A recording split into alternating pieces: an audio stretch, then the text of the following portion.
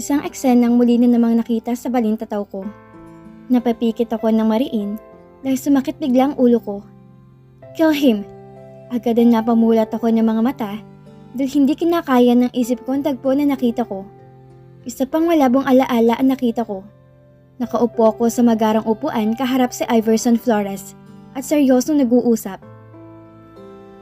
Hindi malinaw kung ano, pero nakita ko ang ama ni Alondra na galit habang may hawak na baril sa kanang palad, nang isa'y nakahawak sa sentido nito. Sa tingin ko rin, ay may kaugnayan ang tatay mo sa nakaraan ko. Base na rin sa mga nakikita ko na bahagi ng mga malabo na alaala na bumabalik sa memorya ko. Tatanungan ko si Daddy, sabi ni Alondra, sabay dukot ng cellphone na dala. No, wag muna ngayon Alondra. Gusto ko muna makasiguro at gagawin ko ang sinabi mo. Mag-imbestiga muna ako. Mahinahon na sabi ko. Sa tingin ko, kung ganyan na nakikita mo si Daddy sa mga kakarampot na eksena na bumabalik sa alaala mo, ay meaning na may kaugnayan kayo. Pero bakit wala siyang sinabi na magkaharap kayo? Kunot ang noon na tanong ni Alondra bago binuksan ang engine ng sasakyan. Pareho kami naghahanap ng kasagutan sa bawat tanong na gumugulo sa aming isipan. Sa totoo lang, ay natatakot akong malaman ng lahat, lalo pat nararamdaman ko na mukhang hindi maganda ang nakaraan ko, base na rin sa mga nakikita ko sa putol-putol na alaala na basta na lang pumapasok sa utak ko. Isang malakas na tunog ang narinig ko mula sa biglang pagtigil ng sasakyan na minamaneho ni Alondra matapos sumadsagto sa kalsada. Stay here at wag kang lalabas. Malakas sa sabi ni Alondra, saka dinukot ang baril sa compartment ng sasakyan. Alondra, wag mong sabihing bababa ka. Ang dami nila, kaya wag mo nang balakin dahil ayoko na mapahama ka. Pakiusap ko dahil kilala ko niya sa Alondra na hindi umaatras sa laban, lalo pa gaya ngayon na hawak na niya ang baril na hindi ko alam ay dala pala niya kahit saan. Don't worry, I know what to do. Seryoso na sabi ni Alondra, kasabay ng pagtalim ng mga mata, matapos na hampasin ng isang lalaki ang hood ng sasakyan, gamit ang baril na hawak nito. Umalis na lang tayo. Pakiusap ko. Marami ang mga to at dalawa lang kami. May mga baril sila samantalang sa Alondra lang ang meron at ako na kasama niya ay walang mawang sa ganitong bagay.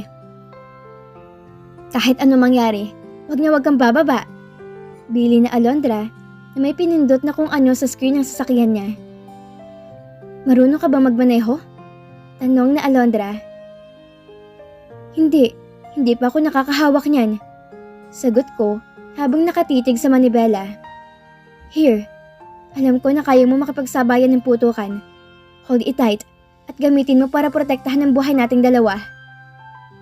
Matatag na sabi ni Alondra nang iabot sa akin ng hawak na baril.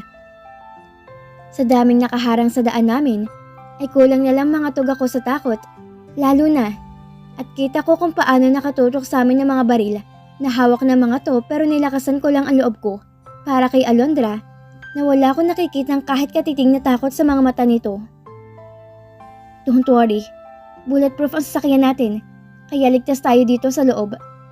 Pero ayoko nang pakasiguro, kaya mabuti na hawakan mo yan para sa kaligtasan mo. Matapos sabihin na Alondra yon, ay biglang pinaandar nito ang sasakyan na mabilis at sinagasaan ng dalawang nasa harap namin. Ang bilis ng pangyayari dahil heto kami sa kahabaan ng EDSA ay parang nasa zigzag road na nagmamaneho sa Alondra para lagpasan ng ilang sasakyan matapos pilit na tinatakasan ng mga humahabol sa amin. Nang isa'y naiwang banggain ni Alondra ang sasakyan at tumagilid to sa daan. Turn left. Sinundan ni Alondra ang GPS na inactivate niya para makita ang mas malinis at malawak na daan kung saan siya kumilo mula sa EDSA. Head straight after 2 kilometers turn right. Pinukpok ni Alondra ang manibela nang bigla na lang humarang ang malaking truck sa harap. Inabutan tuloy kami ng mga humahabol sa amin na nasa likuran na pala at basta na lang binaril ang sasakyan ni Alondra na panay ngayon ang malutong na pagmumura. Aldrich, I'm engaged! Malakas sa sigaw ni Alondra matapos putukan ng sasakyan namin. Find my location. Sabi pa nito, may dinukot to kung ano at idinikit sa ilalim ng damit na suot ko. Kahit ano mangyari, wag mong aalisin yan. Sabi ni Alondra at ginawa rin ng ganun sa kanya. Baba! Malakas na sigaw mula sa labas. Paulit-ulit na pilit na binabasag ang salamin ng sasakyan ni Alondra, pero gaya ng sinabi nito na protected ang sasakyan niya, kaya hindi ito nabasag kahit pa binaril na rin ng ilan sa mga to. Napapikit ako nang lumitaw sa balintataw ko ang kaparehong eksena ng harangan ako ng mga armadong kalalakihan. Pilit na pinapababa.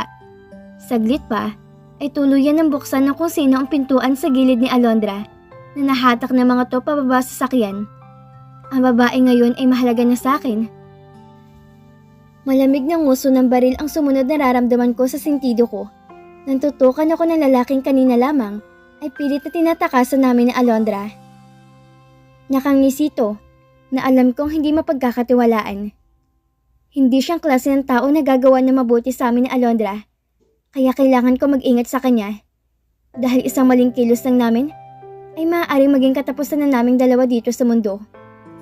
Sa sulok ng mga mata ko, ay kitang-kita ko kung paano mabilis na isinakay si Alondra sa itim na sakyan matapos sakpan ng ilong at bibig nito at mawala ng malay. Hindi siya nakapalag at nakapanlaban dahil nakita niya na nakatutok ang baril sa ulo at katawan ko ng tatlong lalaking may hawak sa akin. Mahigpit ang pagkakahawak ng mga to sa akin, bagay na hindi ko napaghahandaan, lalo na at tatlo sila at malaki ang mga katawan. Kung sana ay wala silang mga armas at hindi nila hawak sa Alondra, ay nagawa ko pang mangagaw ng baril. Pero dahil nakita ko na wala tong malay, ay wala ko magawa sa ngayon, kundi panoorin ang lahat ng mangyari sa harap ko. Malakas na tama na kung ano sa bato ko ang naramdaman ko, bago ko nawala ng malay, matapos na magdilim ang paningin ko. Wala na akong ibang naramdaman na kahit ano, kaya hindi ko namalayan na tulad ni Alondra, ay isinakay kami ni Mang Humarang at tumukot sa amin sa isang sasakyan patungo sa kung saan. Masakit ang ulo at ang lalabo ang paningin na magkamali ako. Hindi ko alam kung nasaan kami dahil tanging ang lumang pabrika kami dinala ng mga dumukot sa amin ni Alondra. Stupid! Gigil na tinig ni Alondra ang unang narinig ko na magising ako. Namulat ako na nanlalabo ang mga mata para lamang magulat na nakatali ang mga kamay ko at paa sa isang poste, kaharap sa Alondra na sinampal ng demonyong kaharap niya. Nag-init ang ulo ko matapos makita ang ginawa ng lalaking sumampal sa kanya. Pero wala ko magawa, kundi sigawan to. Pero malas ko na nakuha kong atensyon nito at ako naman ay napagwalingan at sinuntok ng paulit-ulit hanggang sa magsawa to. Hayop ka? Kapag nakuwala ko dito, Rafa, hindi lang ulo mong puputulin ko, kundi maging kaliit-liitan ng bahagi ng katawan mo. Napakatapang talaga ni Alondra. Kahit ganito na kalagayan naming dalawa, ay parang baliwala sa kanya na nasa panganib ng buhay namin pareho. Gaga? Yun ay kung makakawala pa kayong dalawa dito ng buhay. Nakangisi na sabi ni Rafa na hindi ko nakilala, palibhasa madilim nung una, pagkakataon na nakita ko siya. Talaga ba? Na ganyang kahinang tingin mo sa akin ha, Rafa? Akala mo ba, tanga ako na kusang sumama sa inyo at hindi nanlaban dahil lang sa natakot ako sa mga tauhan mo? Napatitig ako sa mapaglaro ng mga mata ni Alondra. Relax lang siya at mukhang may laro siyang ginawa sa utak na alam niyang siya huli ay panalo siya. What did you do this time? Ngumisi lang sa Alondra sa tanong ni Rafa na halatang nakuha nito ang atensyon at ngayon ay interesado sa sinabi niya. Well, sabihin na natin na nasa larong to ako ang panalo. Kilala mo ako, Rafa? Alam mo kung paano ako maglaro and you shouldn't never underestimate me. Anong laro ang ginawa mo? Akmang sasaktan sa Alondra ni Rafa pero nabitin to sa ere na magsalita ito. Subukan mo saktan ulit ako, Rafa. Sigaw nito sabay titig na matalim at ngumisi pagkatapos galit na sinugod ni Rafa sa Alondra. Pero bago pa siya mahawakan, ay sinipan ni Alondra ang gitnang bahagi sa hita nito. Dahilan para mapaluhod to sa sakit, sa harap, at paanan ng babaeng sumipa sa kanya. Sa po ang gitna na alam kong hindi pa magaling matapos barilin ng tusong babae na kasama ko. Malakas sa sigaw ni Rafa na magulat to nang biglang pumulupot ang dalawang binti ni Alondra sa leeg nito hanggang sa hindi to makahinga sa pagitan ng dalawang hita ng galit na babaeng handang kitilin ang buhay niya. Pakawalan niyo ang kasama ko or else makikita niyo kung paano malagutan ng hiningang amo niyo. Sigaw ni Alondra. Imbis na sundin at tinutukan ako ng baril ng mga tauhan ni Rafa. Pero tinawanan lang to ni Alondra. Go! And shoot him! I don't mind. Marami akong tauhan na pwedeng ipalit sa kanya. Pero oras na mamatay itong amo nyo, sinisiguro ko na kayong ituturo ko kay Hidalgo. Napatitig ako kay Alondra. Masyado mapanganib maglaro ang babaeng kaharap ko. Pero naiintindihan ko ang ginawa niya dahil effective ang sinabi nito. Kaya mabilis sa pinakawalan ako ng mga takot na tauhan ni Rafa. Bitawan mo ako! Nauutal at nanghihina na sabi ni Rafa, pero hindi ito binitawan ni Alondra. Naging mabilis ang kilos ko at nilapitan si Alondra. Kaya nakalagko ang tali sa mga kamay nito. Malas nila na naka-play safe sila at hindi tinali ang paa ni Alondra. Matalino at fully trained siyang babae pagdating sa bagay na to. Lalo pat gumagana ang isip niya kung paano laruin ang sitwasyon namin sa kamay ng mga taong dumukot sa amin. Panay ang suntok na mga kamay na nanghihina na si Rafa sa binti ni Alondra. Pero nagawa nitong i-enjoy ang lahat. Dahil heto, namumutla at halatang kulang niya sa oxygen ang lalaki nasa pagitan ng mga binti niya na alam kong minuto na lang ay mawawala na ng buhay. Pakawalan mo si Rafa. Pinakawalan na namin ang kasama mo. Matigas na utos ng isa sa tauhan ni Rafa na panay ang hampas ng kamay sa malamig at maalikabok na semento. Isang malakas at mabilis na galaw ng kamay ni Alondra ang sunod na nakita ko nang pilipitin nito ang leeg ni Rafa sa mismong harap namin at ng mga tauhan nito na wala ng buhay ng bitawan niya. Alam niyo at kilala niyo kung sino ako. Yet, kinidnap niyo pa rin ako. Para na rin kayo naghukay sa sarili niyong libingan. Mapanganib at malakas sa sabi ni Alondra. Dahan-dahan na tumayo to at paatras naman na lumayo ang mga tauhan ni Rafa sa amin. Sumunod lang kami sa utos ni Rafa, Miss Alondra. Sagot ng isa na halatang takot kay Alondra. You, mamili ka. Kakalabanin niyo ako? O ihahatid niyo ang bangkay ni Rafa kay Hidalgo? Tanong nito sa mga kaharap na nakatutok pa rin sa amin ang baril. Hindi ko alam kung ano naglalaro sa isip niya, lalo na at nagawa niyang kontrolin ang sitwasyon.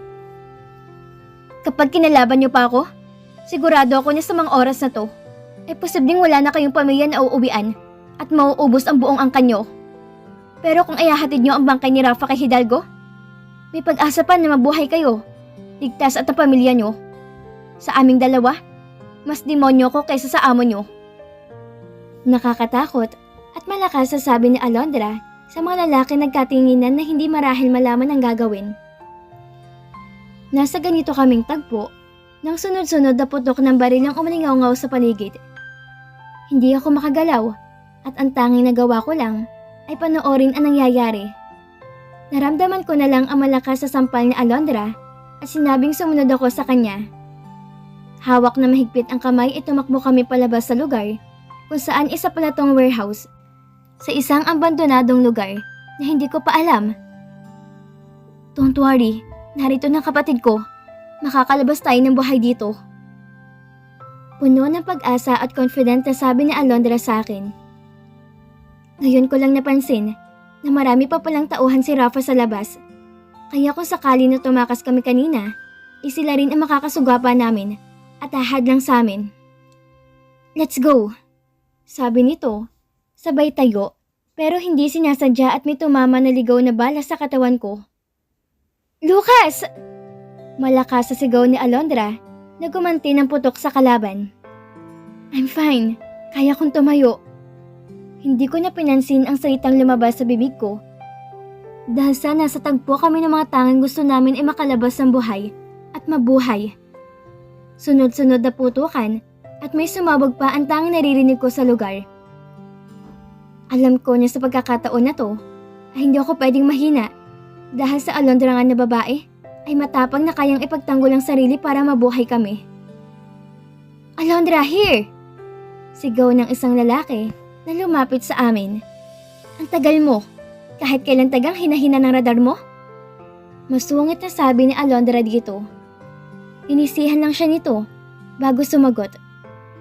Gusto ko muna kasi napahirapan kanila para may rason ako para ilipit silang lahat dito. Isa pa, para magtanda at madala ka. Hindi ko malaman kung seryoso ba to sa sinabi.